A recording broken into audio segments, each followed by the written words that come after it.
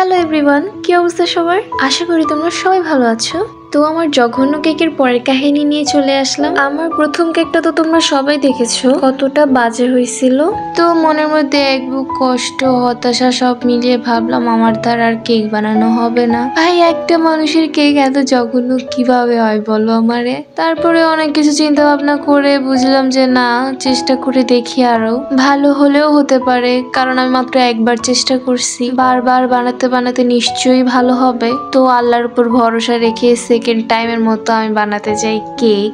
আর second time বানানোর আগে আমি পুরো ইউটিউবের যত ভিডিও আছে, মানে আমার সামনে যত ভালো ভালো ভিডিও আসছে আমি সব দেখছি। তো অনেকগুলো ভিডিও দেখে আমি 1 পাউন্ডের একটা চার্ট তৈরি করছি যে 1 পাউন্ড কেক বানাতে কোন জিনিসের পরিমাণ কতটুকু হবে, সবকিছু একটা চার্ট তৈরি করছি। মানে অনেক ভিডিও ঘাটাঘাটি করে নিজের মতো করে একটা রেসিপি বানাইছি।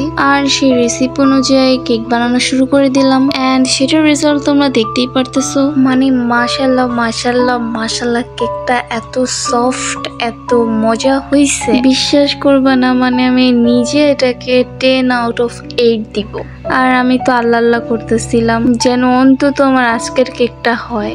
আর আলহামদুলিল্লাহ আমি অনেক ভালো একটা রেজাল্ট পাইছি। কেক দেখার পর আমি আধা ঘন্টা জাস্ট নাচছি, মানে মেরা দিল তো গার্ডেন গার্ডেন হয়ে গিয়া থা। আর এত খুশির একটা মোমেন্ট আমি তোমাদের সাথে শেয়ার করব না, কি করে হয় বলো? আমি একটা জিনিস খেয়াল করছি, আমি যখনই রেসিপি ভিডিও বানাতে যাই তখনই আমার কোনো রেসিপি হয় না। মানে কিছু একটা উল্টাপাল্টা হবেই, গোলমাল হবেই, আমার কেক নষ্ট হয়ে যাবে, আমার পুডিং শেষ হয়ে যাবে, মানে এরকম হবেই আমার। এখন এটা কি শুধু আমার সাথে হয় নাকি সবার সাথে হয় জানি না।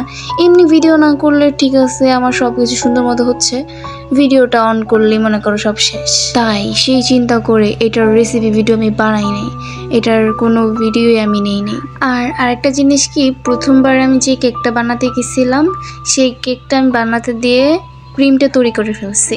আর কেকের অবস্থা দেখে তো আমার আর ক্রিম ইউজ করতে ইচ্ছে করতেছিল না, বাট ক্রিম যেহেতু বানায় ফেলছি আমার তো সেটা ইউজ করেই ফেলতে হবে। কিন্তু এইবার আমি কোনো রিস্ক না নিয়ে আমি ক্রিম বানাই নাই, বলছি কেক সুন্দর মতো হবে, দেন আমি ক্রিম বানাবো। অ্যান্ড যখন দেখলাম আমার কেকটা হয়েছে তখন আমি ক্রিম বানাতে চাই। দুর্ভাগ্যবশত এবারের কেকটা পারফেক্ট হলেও আমার ক্রিমটা একদমই হয় নাই। এর আগের বারে ক্রিম পারফেক্ট হয়েছে বাট কেক হয় নাই, আর এখন কেক হয়েছে কিন্তু ক্রিম হয় নাই। কি কপাল আমার, চিন্তা করে। কেক যেমন তেমনই হইলো, ক্রিমটার জন্য আমি কেকটা ডেকোরেট করতেই পারিনি সুন্দর মতো, মন মতো। তাই এক বালতি সমবেদনা আমার জন্য। এখন ভালো হোক খারাপ হোক, ক্রিম তো সেট করতেই হবে যেভাবেই পারি না কেন। আর আরেকটা জিনিস ভুল করছিলাম, আমি সুগার সিরাপ ইউজ করি নাই। যাক, মানুষ ভুল করতে করতেই শিখে, তাই না বলো? তো আমি যেমনি তেমনি ক্রিমটা দিয়ে ফ্রিজে সেট করতে রেখে দেই। 1 নাইট পর সেই কেকটাকে নামিয়ে আমি ডেকোরেশন করতে বসি।